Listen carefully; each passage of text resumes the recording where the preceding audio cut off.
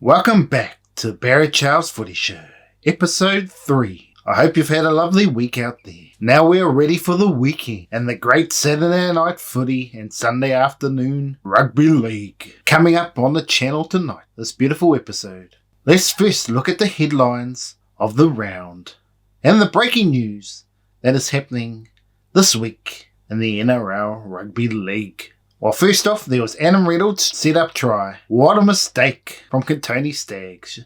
That could have been in the highlights reel for the season, but him dropping the ball over the line. It's disappointing for you Broncos fans out there. Nicho Hynes, how was he? Cool, calm and collected. After a shocking start to the game, he was the saviour, but more on that later in the game of the round. And of course, what about George Burgess? What is he doing? Inappropriately touching people? And it's just not on in this day and age. I support the Me Too movement. So George Burgess, if he's found guilty, you're out of the game, buddy. Disappointing for all you fans of rugby league. When will it stop? It just continues to be headlines like this. On the other side though, why are we giving it to Dane Laurie and James Roberts for going out and pokies the night before the game? There's people doing much worse than that. There'll be people on the drink. There'll be people doing a whole lot of other untoward things before a game of footy that the public wouldn't like. But it's because the West Tigers are struggling that this is happening. I bet you every team in the comp has people doing the same thing. It's just where the Tigers are at the moment. Give them a break from that sort of stuff. But the performance on the field obviously isn't good enough. And back to the Burgess brothers, well, do they just think they're God's gift? What would their mother be thinking now? She must be going, well, what have I done to raise these boys like this? How bad were the Bunnies in round 2? They somehow got out of jail just because someone got sin-bin. They just racked them into some sort of form. The only bonus was Latrell Mitchell's beautiful field goal, 2-point field goal to bring it back to equal at 80 minutes. But again, they failed at the last minute with the cool, calm Ryan Pappenhausen nailing the field goal to keep the Rabbitohs at 2 losses. And as I mentioned before, the West Tigers, the drums are beating. Michael Maguire will be gone by mid-season, I'm telling you now. If it's not him, there's going to be a whole lot of players out the back door. And first and foremost, it will be Luke Brooks. As a lot of people have kept saying over the last few years, he should change clubs. And you might find that he'll go somewhere and be a star again. So there's a few teams that could be looking for them. You've got the Raiders, they're looking for someone, the Titans, and there's a few other teams out there that could do with a halfback. But Luke Brooks would have to take a pay cut, probably half of his salary the way he's been playing. So I'm not sure if he's going to take that. Otherwise, Luke Brooks will be going to the Super League for mine. I think he might end up there on what I'm seeing. I don't think there are going to be many clubs wanting to really sign him. So that's where I see Luke Brooks going. But what about the rest of the team? Who can deliver for them? That is the problem. They haven't been able to attract players, and I think that is the problem for Michael Maguire. If you can't attract players, you're going to struggle. And I just can't see him lasting there. Manly need a new game plan. The old under-8s footy, just give it to Tommy Turbo and win the game, that is out in 2022. They need more attacking flair. They're obviously missing out Josh Schuster. They really desperately need his attacking flair, like the Isaac Eel. They really need him, but what's going to happen to them? Will they bounce back? We'll have to find out. Got a good chance to. We'll check that out in the preview later on. Kieran Foran, for me, he is one player that needs to step up. He's the one that can straighten the attack, really go direct at the line down the short side. That is his pet play. He needs to do more of it, just to give that variety of attack that they desperately need. But again, he likes to stick solid with his players, and obviously Odessa has worked in the past, but they've got a couple of young players that are not getting game time, and maybe they need to start looking that way. Now, how good was Sam Walker? Outstanding for the Roosters. He is going to be in the Queensland team this year for sure. If it's not in the starting lineup, he's going to be number 14. He just has to be. People are going to argue Reece Walsh should be 14 as well. Can you put them both in? I don't know. But Reece Walsh obviously has got to find some form quickly. Otherwise, he's probably going to be struggling to make the Queensland squad this year. The Titans and Warriors game was a bludger of a game. Even though it was close in the end, both teams just don't look like teams that you're saying they're going to win a grand final. I'm not sure what they're going to do. Justin Hallmark, he's doing the best he can, but they're missing a genuine number 7. They really are. It is stopping them from going big. It's too much expectation on Toby Sexton to deliver for this team. That's the only Achilles heel I'm seeing in this Titan squad. I still expect them to make the top 8, but I just can't see them kicking into the finals unless Toby Sexton absolutely turns into a Sam Walker type player by the end of the season. Time will tell, but yeah, I just don't know. And for the Warriors, well, what can they do? It's just the same old Warriors. All about potential, but nothing delivered. What can they do? They've got another injury with Ash Taylor, and the players are just dropping the ball, and it's not first grade standard. Just like the Tigers, both teams are really struggling. And they play each other this week, so one of them is going to get the win. But yeah, I'd expect the Warriors to win that game, but well, who knows? That game will already been played by the time this is out. But obviously the injury concerns of the Warriors is big, and their defence, again, they just lack in defence. The Panthers, they held out against the Dragons, who come screeching back in the game right at the end, but just could not quite get it done. There's a bit of controversy in this game with Jaden Sullivan's late tackle on Sean O'Sullivan. This definitely wasn't a 10-minute in the bin job. I think penalty would have been sufficient. I heard Cooper Cronk saying on Fox Sports that that tackle was should have been fine, shouldn't even been a penalty. I think it should have been a penalty. It was late. He could have pulled out of it, but that's just the way the footy goes. I mean, if it was probably a second or two earlier, and only just a little bit late, then you could say that was fair game. But there was enough time in there. He could have stopped. But that is footy. But to me, the 10 minutes was just not absolutely a blunder from the referees there. So at least Diamond Cleary has got something to say to his team this week to get them motivated, not to finish so badly. The Cowboys were obviously one of the surprise pundits of the week, with Jason Tamalolo back to his brilliant best. The young forwards are laying the platform, and Chad Townsend is just leading them around the park beautifully. But was there just a flash in the pan? Were they taking on another team that is really down the bottom of the ladder, the Raiders, who are getting injury savaged and just look lifeless? And they just didn't look like a team that is happy. Now, Ricky Stewart just never seems to be under pressure. But surely this is the year that he's under pressure to keep his job. He's been player unrest the last couple of years, and maybe some fresh blood into this thing. There's a war chest coming, so maybe Ricky Stewart will get a chance to buy some players. But I think he hasn't got too many seasons left at the Raiders. He hasn't been able to deliver the promise of a premiership, so we will see how this goes for Sticky. And what about Xavier Savage? Why is he not playing? He needs to be playing. He's outstanding. He should be on the wing, if not fullback. Sticky, play Xavier Savage. If you don't, someone else is going to sign. And that could be the Bulldogs. More about that shortly. The Knights were outstanding. With David Clemick, Kalen Ponga, and others out, they still managed to get a convincing win. The only thing about the Knights, as well as the Dragons, they're two teams that normally start the season off very well, but come mid-season they just fall and plateau. Can the Knights find consistency this year and deliver for their fans? Because they've been a pretty good team. But Adam O'Brien just hasn't been able to lift them up to their standard, a bit like Justin Holbrook. Get them into that top four sort of thing. Is this the year that he gets his team to click? Time will tell. And don't underestimate what Andrew Johns is doing in this club this season. Maybe he needs to be more hands-on, even more than what he's doing currently. And the Knights could be there come top four time. But time will tell if they can do it week in and week out. The Bulldogs. Well, they're improving, but I just think they're a couple of players short of being a top 8 contender. They obviously need a halfback to take the pressure off Matt Burton. And then they also need a dominant hooker, but there's not many of them out there. What can they do? Is Damien Cook ready to get on the move? That could be an interesting side spot there. Xavier Savage, would he be a player that could go to the Bulldogs? He may go to other teams as well. Is Matt Duffy the long-term play? That is the question. Xavier Savage would be a long-term play, so it'd be interesting to watch this space. The Broncos look like a new team with Adam Reynolds at the helm, directing the ship beautifully. If he can stay healthy, yeah, I can tell you Broncos fans, you will have a team that will be in the top 8 in 2022. But for them to be a premiership contender, a bit like the Bulldogs, they're just a couple of players short of really going to the top of the table. Another one could be after Xavier Savage, a fullback, a real star-studded fullback. This is probably something they need, or a number 6. It's another option if they can find a number 6. There's probably a couple of key positions there they're looking for as well, if they want to go to the next level. Now let's look at the casualty ward for round 3 and a few players that have just got injured recently. Mitchell Dunn, season over with an ACL, big loss for the Cowboys.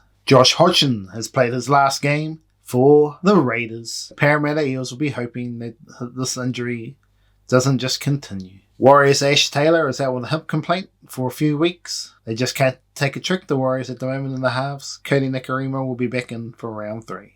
Dragons, Andrew McCullough just seems to get injured every year now. It's only a few weeks this time, but when will be the next injury? Dragons fans will be disappointed. Obviously, the Parramatta Eels can't take a trick here. Hayes Dunster out for the season. Sean Russell and Micah Seaver are out for indefinitely. They missed out on Jermaine Osako. Who else is there left?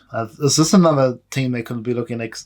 Xavier Savage or Tolatau Kalua from the Manly? He's just not getting game time, and he's speed to burn. They're going to lose this player if they don't give him game time. George Tafua, is he over the hill? He was playing good a couple of seasons ago. He's fallen out, obviously, with old Des Hasler, but he might have something to say here for Parramatta if they're looking for short-term play. Edward Kossi from the Warriors, not getting a run. He could be a bit of a long-term player if they think he's got the talent. Josh Mansour, another one short-term play, but he can't get a gig at the Rabbitohs. If he can't get a D, he's probably not going to get anywhere else, to be honest. Corey Allen, again, he was a good player not too long ago. Maybe he needs to be signed here for a team looking for some wingers. Parramatta probably do have a few options. Just who will they pull the trigger on? Obviously for the Knights, Lachlan Fitzgibbon out for a while. That's not good for them. He's Mr. Consistent. From the Panthers, Brian To'o. He's out for a good 4 to 5 weeks, even longer maybe. He's going to be a big loss. His energy around match day, he probably will still be there, but when it comes on the game, they're going to miss out on his energy on the field. And obviously, I said a little bit earlier, Josh Schuster is much needed back, but he's still about 4 weeks away. So Manly still need to find their mojo. Well, it's time for the game of the round. Of round 2. Well, a lot of people would say the Storm and the Rabbitohs was the game of the round. It was definitely a great finish, but there was another game that had a great finish, and that was the Sharks versus Parramatta, and there were some classy plays in this game, and obviously having the Prime Minister there, no doubt about it, you had to go with this game at Shark Park. So check out this video here of the highlights of the game, and I'll take you through a few of the tactics of the attacking and defensive teams here. What were some of the faults? So go check out the highlights right here, right now. First try here. Oh, beautiful pass, not really in behind, but Mulatalo gets past him. Clint Guffin misses. He goes in for a beautiful try. Good stuff for the first try for Sharks. Let's look at Nico Hines' first kick. It's a shank. It's a shocker. Let's look at the second try here. Mitchell Moses. He gets the ball right here, right now. Matt Moylan's coming across with Blake Brayley. Connor Tracy's got to make a decision. What do we do here? Connor Tracy is right now a little bit flat-footed. Doesn't know where to go. The wing is pushing out towards wing. And Mitchell Moses has a few options here. He could probably run himself if he wanted to. But let's see what play he comes up with here. And leading to the try. The cutout pass there. As you can see, Connor Tracy's completely left flat-footed. His winger was also out of position, leaving a clear run to the try line. Let's have a look what happens when he goes to put it down. Beautiful stuff for Bailey Simpson. But wait a minute, is there something wrong with it? We have to go up to the ref. Let's have a look. Did he get it down? Let's have a look. Did he get there? No. No try, folks. No try. He's hit the line. Disappointing. Now Matt Moreland has the ball here. Holding on to it. Let's see what Blake Brayley does from this play here. Out here to Nico Hines. Out the back to Will Kennedy. Look at this beautiful stuff. Oh, too easy. Too easy for Katoa there. Way too easy. Absolutely way too easy. That try. Beautiful work there from the Sharky faithful. We pause the try right here. Have a look here again on the replay here. We've got Will Kennedy. Going right through the gap there. The Sharks number 11. We've got Jesse Ramian and Katoa here. And again, there's a gap already there between the centre and winger. Let's have a look what happens after this. Look here. Again, Jesse Ramian gets the ball. The winger is now out of position, leaving the overlap, and pretty much just a walk-in try for Katoa. Let's have a look at this kick from Nico Hines. Oh, beautiful, beautiful. If you're wanting to miss, a bit of a shocker there from Nico Hines. Let's see what happens here with Clint Guffinson. He gets tackled here, but look how quick the play the ball was. And Mitchell Moses is off. Now what to do here, Mitchell Moses? As you can see, he has a few options here. The winger has dropped back. He could possibly pass it out wide. You do the show and go dummy. Look, there's a bit of a gap there between the Dale Finucane and Aidan Tolman. Does he want to take that gap? You got Clint Gufferson and Reid Mahoney ready for a kick. Yep, the cutout pass out wide here to Sean Lane and out to his centre wing partner with the overlap is also on. But Mitchell Moses, calm, cool and collected in this play with only a minute to go in the half. Let's see how this unfolds. Chip kick through, beautiful stuff. Goes to Gufferson, to Dylan Brown, to Moses, and beauty, he's in. And then Mitchell Moses wasn't happy with the late tackle there from Jesse Raymond, as you can see. He relaxed his legs and coming in late. But some people might say Mitchell Moses is a little bit of a show pony too. So that's the question on that one. Let's have a look at this on the replay. Gufferson, yep, this is where beautiful, quick play the ball. Gives Moses the chance here to run. Let's have a look here again. He got on the inside too, another chasing. But this is the whole team effort here. If they're not all running through, this doesn't happen. They're all running through. All in support here. He could have also gone on to his inside there and been maybe under the post for Reid Mahoney, but maybe he wouldn't have the speed against Matt Moylan there and the winger coming across. But it was a good pass over Katoa's head, and Mitchell Moses does the rest. Good stuff. The little bit on Jesse Raymond, was there needed? I don't know. But Mitch Moses, if you look at this on the shortcut, it was just beautiful chip and chase. Old school play. And none. Moylan couldn't take him. And nice stuff. Now let's look here. Right here, right now.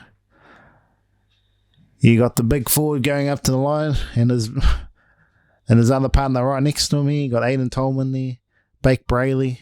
Now, right here. Let's have a look at this. Right here, this impact. This man, he's got to try and tackle him. Because if he passes the ball, he's trying to go in for the try.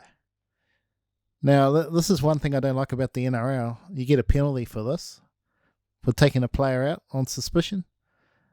People say, oh, that's late and all this, but what the coach would hate if he didn't tackle him. You know what I mean? That's just one of those ones in the NRL that I think there's some more blatant ones than that. He's trying to stop a man going through, and if he got the ball, he would have just scored under the post if he didn't try to tackle him. So that's just a nice kick from Clint Gufferson there. Make it 8-all. Let's have a look at the 27-minute play here from Mitchell Moses and Teague Wilton going in with the late tackle. What was he thinking? Now, this is definitely one that should be out of the game. To me, if you tackle like this, you're out, for me, 2 weeks. Again.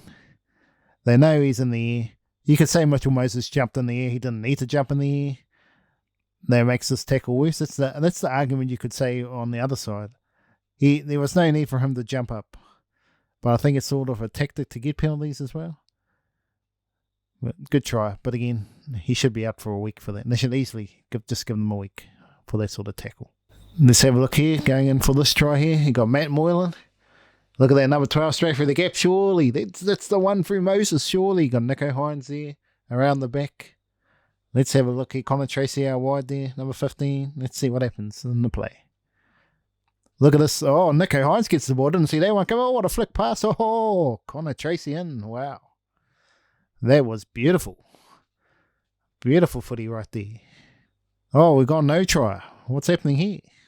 Let's have a look at this on the replay. Got Nico Hines here going in. Oh, player taken out. Mitchell Moses and they're taken out of the play. By the running, surely. Oh, no, it's play on to this point. How is that play on? He's all the inside shoulder and all this sort of stuff. You take a player out of the ball, it should be just no try. But that's another one of the rules in the NRL that's going around. Oh, they gave it.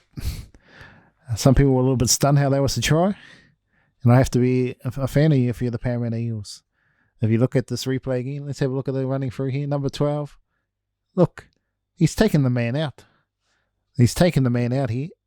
Where Nico Hines runs into their gap. That's what I don't understand. He has stopped the opportunity for Mitchell Moses to make the tackle. And that should be the end of it. He has a chance here to tackle Nico Hines. Now he doesn't get the chance. And to be fair, I look like a forward pass for mine. I look like there's the PM. He's going, come on, you can get this, Hines. I believe in you. You do it. You're the magician. Show us how you kick from the sideline. And again, doesn't look like getting a kick today. Nicho Hynes. 12-10, but it should probably be 16-10 if the goal kicks were going over. Now let's look at this play here. 17 minutes to go. Cronulla in front. Dylan Brown with the ball. He's got Sean Lane ready to rock and roll. What do you do? Well, you got a few flat-footed players here. You got Nicho Hynes. He's on both hands here. He can sort of be ready to go both ways, but again, he's left flat-footed. They're looking out wider, the centre pairing, and that just leaves a bit of a one-on-one play here. Let's see how it unfolds here for Sean Lane. Slips over, Nicho Hynes straight through Sean Lane and Reid Mahoney in there, and too easy. Nicho Hynes left flat-footed and he couldn't make the move off the mark, which just let Sean Lane just waltz on, and that's a disappointing play from Nicho Hynes here. But look at it again with Dylan Brown. It was really just a simple play. He just stepped through the inside. It was a really good play from Sean Lane. And Reid Mahoney in. A very good try there for the Parramatta. And they hit back in front. 14 points to 12. With the kick going over. Good stuff. Let's look at the last try here. Matt Moylan. What does he do? He's got number 12 there ready to rock and roll. Also has Nicho Hynes there. He's got out the back. He can go to Talakai and Colin Tracy out wide. Let's see what happens here. Does Nicho Hynes get the ball? If you look at the defenders here, you got the one man looking at the 12. That's what you need to do. Then you got the other one looking at Matt Moylan, and then the other couple looking at Matt Moylan. So they're not even looking at the play behind here on Nicho Hynes. Only one man is looking at number 12. Let's see what happens from here. Straight to number 12. Reid Mahoney misses him, and that's the ball game, is it? Deadlock, 16-all. 50 minutes to go. The players were looking at the ball, not looking at the man. Look at that. Look at number 3. He was looking at Matt Moylan the whole time. Reid Mahoney is the only one looking at the player, but he didn't make the tackle. Straight through. Straight through the home. Guffinson did his best. But a great try for the Sharkies, making it 16-all. With a kick to come. Nicho Hynes hasn't got a kick all day. Can he do it to win the game? Everyone at the Shark Park is hoping so. Believe it, straight down the middle. He wins the game. Celebrations for the Sharks in the game of the round. 18 points to 16. An upset. And Parramatta now have a big game next week to try and deliver. But good stuff from Nicho Hynes. Look at them celebrate. What an amazing game. Mitchell Moses. Very, very good game from Mitchell Moses. He was unlucky not to probably get the win here. But a last minute try for the Sharkies. Got them out of jail. Nicho Hynes, who had a shocker all game, somehow nailed the last final kick after the siren to give them a jubilant win. Good stuff from Nicho Hynes. Well, it's time now for the 3 tries of the week.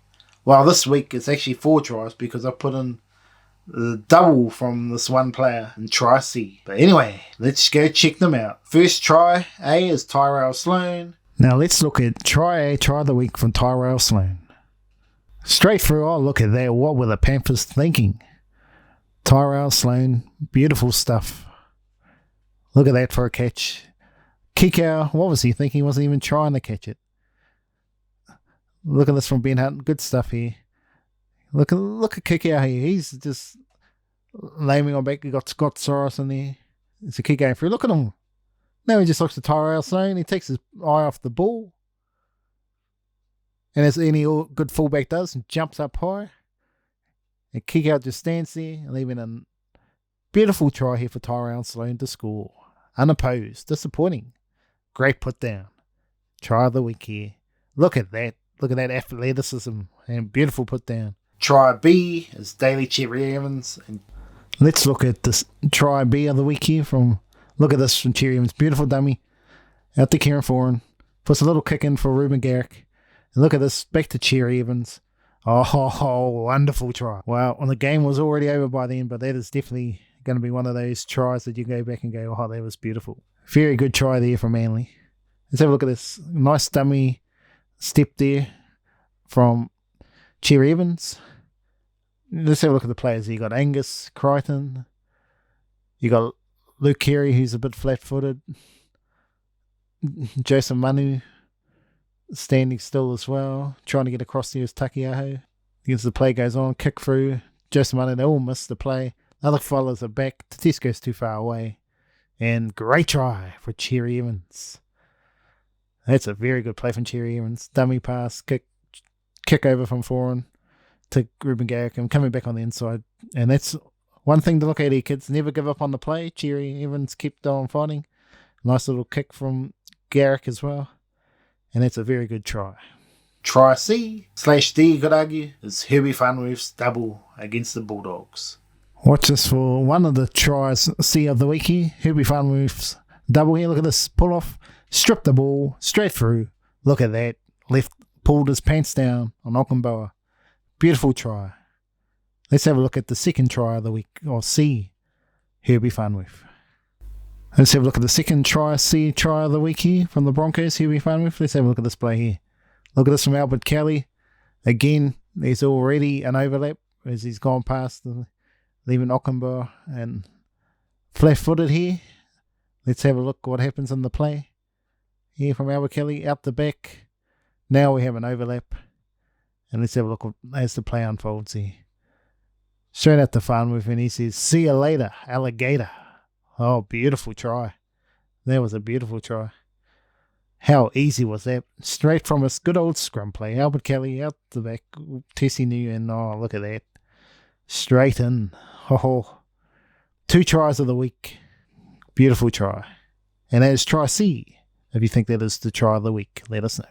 Well, there were some amazing tries. Remember to vote down in the comments here or on Facebook, and I'll let you know next week which one was the try of the week. Last week's try of the week was Xavier Coates just diving into the corner, showing the kids at home how to score a try in the modern day. Dive up high in the air and put the ball down. There was one argument they could say he should have had it on the other hand to make sure he was more safer of someone hitting his hand to try and drop the ball. But that's only one small criticism. It was a great try from Xavier Coates. And no doubt about it, he'll be one of the buys of the year. Xavier Coates has great athleticism. This week, who will be the number one for you at home for the top try of the week? Well, it's the time now for the Dally M points for round 2, 3, 2 and 1. Well, I had to give 1 point to Sam Walker. He was outstanding, really showing the Roosters where to go. He is a star on the rise. He's outstanding. My 2 points this round, Isaac Eel from the Panthers. He just does everything that's needed. He's up there in the top of the Dally M points. He's playing beautiful footy. And with Nathan Cleary out, his leadership is vital if they want to go back-to-back in 2022. Had 3 points, 2 try hero, ran some big meters. Herbie Farnworth, absolutely outstanding. And the Broncos need to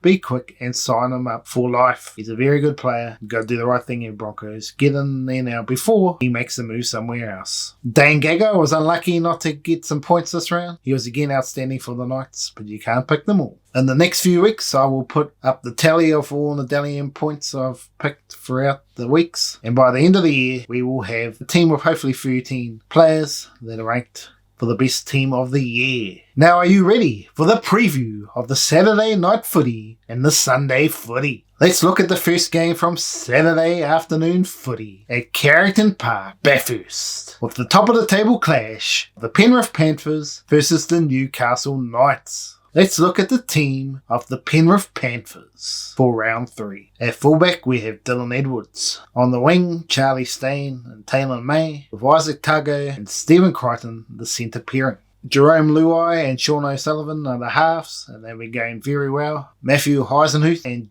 James Fisher-Harris will be the props, and Epi Coruscant continues to be Mr. Consistent at hooker. Viliami Kikau had a mixed bag last week, letting in the try and scoring the try from the charge down. He'll be wanting to improve his game before he goes to the Bulldogs next year. Liam Martin and Isaac Yeo. That's a very good team here. On the bench is Mitch Kenny at 14, with Scott Sorensen, Spencer Lear, and Jamin Salmon, the 17. Nathan Cleary is named in the reserves, but he is not expected to play, and he should be back for round 4. Now let's look at the Newcastle Knights team and see how they line up here for round 3. Well, Kalen Ponga is named for a return. Question mark is will he actually play There's some question marks over if he will or not, but if he is there, that'll give them a good chance. Dominic Young on the one wing looks exciting. Nari Tuala. Then you got probably one of the best centre pairings in the game, and you and Dane Gagai and Bradman Best. If Bradman Best can be consistent, that's the one thing he needs to improve. His best game against his worst game just needs to get a little bit tighter for him to become an elite centre. Then the halves have surprised me this season. I know they're solid players, but they really have improved. Jake Clifford and Adam Clune. And if they can continue, wow, it could be a shock top 4 for the Knights fans out there. I can't honestly see it happening, but you never know. The forward pack, they always have a good forward pack, the Knights, the last few years. Or the Safiti brothers finally getting the start for the first time this season. Both of them together. Chris Randall, again, I still question marks over that. But they seem to be winning, so we'll see. Tyson Frizzell, Mitch Barnett, and Kurt Mann. Then you got Phoenix Crossland, Gerard Momasia. He had a pretty good game last week. Instead of Leo Thompson, but he made a few mistakes as well. And Matthew Crocker. I don't know what's happening here, but why isn't Tex Hoy in the team? He was very good last week. He really was impressive. Got himself involved. I'm a little bit stunned that he's not in the team, but you never know. He might make the team by Saturday. So this game looks evenly matched if you're going on current form, but I just think the Panthers will just have too much strength here for the Knights, and I think they'll win by 12. Now let's go to the second game here on Saturday night footy, and this is at Amy Park between the Melbourne Storm and Parramatta Eels. This could be the game of the round. Let's go check out the Melbourne Storm, the home team's round 3 team that has been a little bit decimated due to the COVID and injuries. At fullback for the Melbourne Storm is Ryan Pappenhausen. On the wing,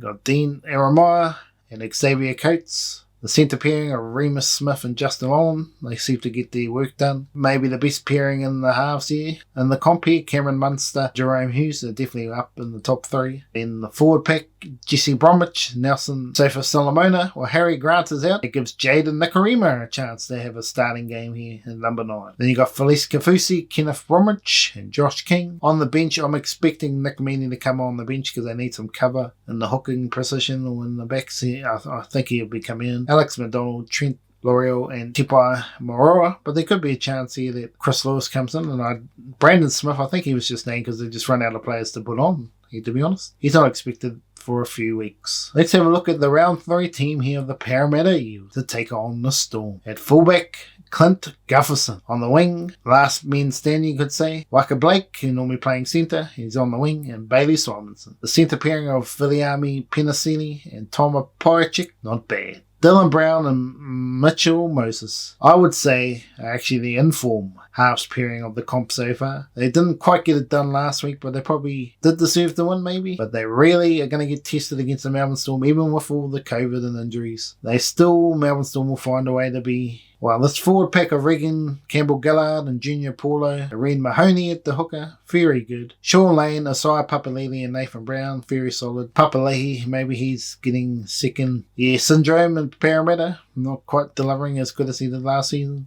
Then you got Makatoa, Greg, Stone and Kafusi on the bench. Leaving Bryce Cartwright and a few other players waiting for their turn to return. I think this game has the potential to be exciting, but even with all the injury concerns, I just think Melbourne Storm are going to be a little bit too good for Parramatta here. And I'll go for a 7-point win there for the Storm. Now the final game on Saturday night footy is at Canberra Stadium, or GIO Stadium. The Canberra Raiders take on the Gold Coast Titans. The Raiders are desperate for a win, and the Titans are trying to solidify themselves as a true top 8 contender. Let's have a look at the round 3 team list of the home team, the Canberra Raiders. Fullback Charles Nickel Clockstead, Nick Kotrick's back on the wing, as well as Jordan Rapana makes his return, so they're looking a little bit stronger there. With Tomoko and Valimi and centres, I don't know about that centre pairing for me. They're lacking a bit there. I just think Xavier Coates should be playing in there somewhere. Don't understand it. Jack Whiten and Brad Snyder, well, they need someone to play number 7, and he has got the nod. Forward pack still looks good here for the Raiders, but for some reason, not delivering. Josh Papali, Tom Starling, and Joseph Tapane. 12 is Corey Harawira-Naira. 13, Elliot Whitehead, and then the bench of Matt Frawley, Emre Gula, Adam Elliott, Corey Horsburgh. Leaving out the likes of Xavier Coates and Ryan Sutton, to me, both of them should be in this team. Interesting to see the next few weeks happen for both these players, as they might be looking for an early release. Now it's time to look at the Gold Coast Titans Round 3. Team list for the Raiders. At fullback, Jaden Campbell. The wings, Philip Sammy and Greg Matthews. Will that stay the same? I don't know. Jermaine Asako has just signed. Be interesting to see if they put him in late. Brian Kelly and Patrick Herbert. The halves are Alex Bribson. Good start from him. And Toby Sexton, solid player. Futo Aker and Isaac Leo. Aaron Clark, he was not as good as the first game. He'll need to improve. David Fafita, both of them had a good game, and Tino Fama needs an improvement. To me, he was a little disappointing. Will Smith, Sam Lasoni, Jamin Jolliffe, and Kevin Proctor, pretty much the same team as last week. And if you look at the players not playing, they got a bit of depth, the Titans here. Herman Esiesi, Houston Masters, Jared Wallace, Paul Turner, he wasn't bad back up for the Warriors. So they've got a good team here, the Titans. So interesting to see how this game goes. I'm expecting the Raiders to improve this week, but whether it's enough there to get over the top of the Titans, I'm going to go to Titans here to get there by 6 points, but I wouldn't be shocked if the Raiders somehow bounce back. Now let's go to Sunday footy, the grudge match between the two Queensland foes, the Brisbane Broncos and the North Queensland Cowboys at Suncorp Stadium. Let's have a look at the Brisbane Broncos Round 3 team to take on the Cowboys. At fullback, Tessie Nu. The wingers, Corey Oates and Selwyn Cobbo. The centre pairing of Katoni Staggs and Herbie Farnworth. Halves pairing of Albert Kelly and Anna Reynolds. They just have that 7 list. No injuries. Kevin Walters must be accelerated. Then the forward pack of Palisai and Payne Huss. Jake Turbin at hooker. Kurt Cabral, he's been a good signing, and I think he's been a little bit forgotten. He's been a very good signing. Jordan Ricky, he's been outstanding. And Patrick Carrington, he had a few moments last week, but he's still a very good player. Ryan James, he's proving his worth. Kobe Hedrington, TC Ropati, and Billy Walters. And there's a couple of good players here, like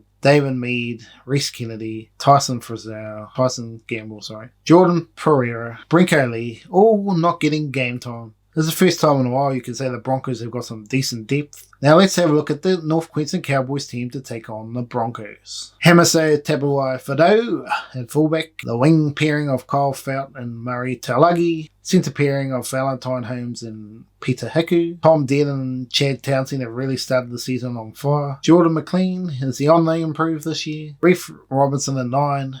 Cohen Hess. Tom Gilbert. Jeremiah Nanai, they've been very good, both of those players. And Jason Tamalolo, has he turned the corner? Let's hope so. Jake Granville, Helium Lukey, Ruben Cotter's back in the team, and Griff and Neem. But for some reason, Scott Drinkwater continues to be sidelined. I don't understand why. He should be the bench player. But who knows? It might happen soon. Or he's another player that a side like Parramatta or a couple other teams who are desperate for a half could look to sign very shortly. Watch this space. As I said before, this is the grudge match of the round, and it could be a very entertaining game as it normally is against these two squads. But to me, I think the Broncos are going to be too strong in the end. With Adam Reynolds steering the ship, I think a field goal from Adam Reynolds will win this game. 7-point buffer here for the Broncos. Now let's look at the final game of the round, and Manly back at home versus the Canterbury Bankstown Bulldogs. Let's have a look at the Manly team to take on the Canterbury Bankstown Bulldogs.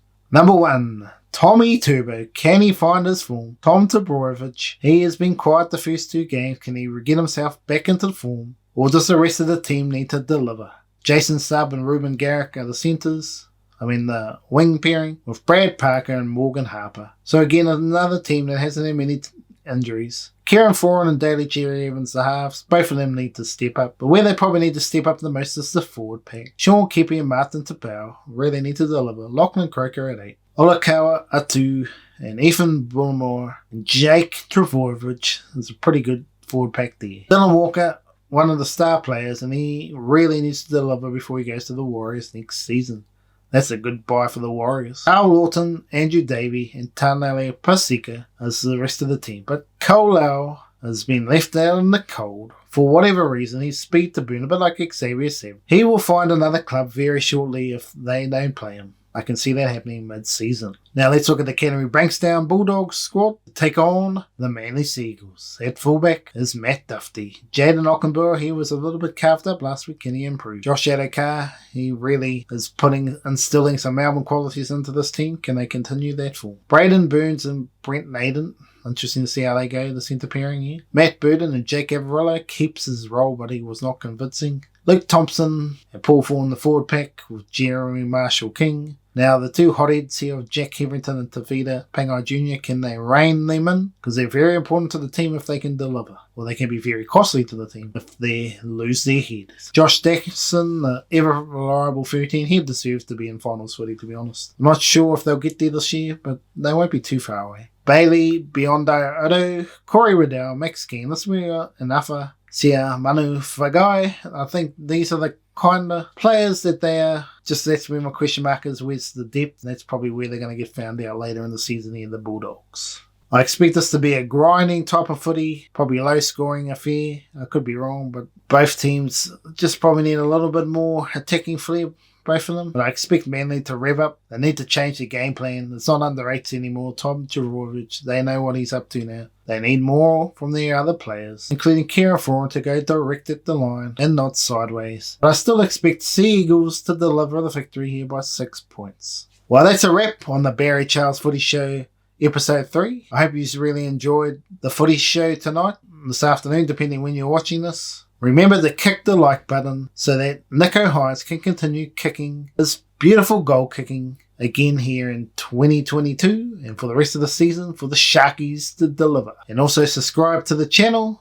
because you're a lover of rugby league and you love the information you got from tonight's program. I'd like to thank you very much for joining me here at the Barry Charles Footy Show. Until next time, enjoy the footy. Take care out there.